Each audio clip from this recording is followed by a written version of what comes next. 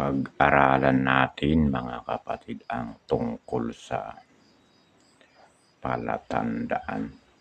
Kasi kung minsan ay kapag nakakakita tayo ng mga digmaan o yung mga tila ba katapusan na ng mundo ay agad nagsisilabasan ang mga tila ba pananakot. Pero para huwag kayong masyadong mabahala ay ito ang dapat nating pag-aralan. Dito sa ikalawang Tesalonica 2:1. Mga kapatid, tungkol naman sa pagbabalik ng ating Panginoong Hesukristo at sa pagtitipon sa atin upang makapiling niya, nakikiusap kami sa inyo. Dito sa talatang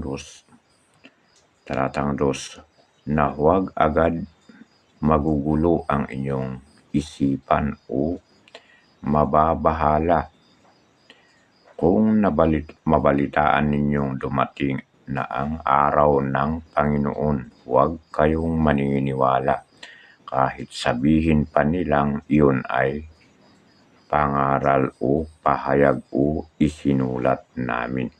So ito ay isang bilang patnubay o patotoo na kahit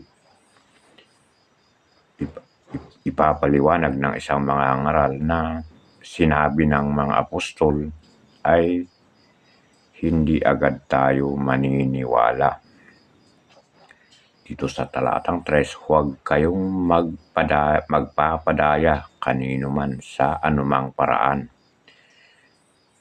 Hindi darating ang araw ng Panginoon hanggat di pa nagaganap ang huling paghihimagsik laban sa Diyos at ang paglitaw ng suwail na itinakda sa kapahamakan. Yan ang sinasabi. Kaya dito sa 4 ng ikalawang Tesalonica 2:4 ay ito ang palatandaan. Itataas niya, halimbawa may dumating na isang tao, ay itataas niya ang kanyang sarili at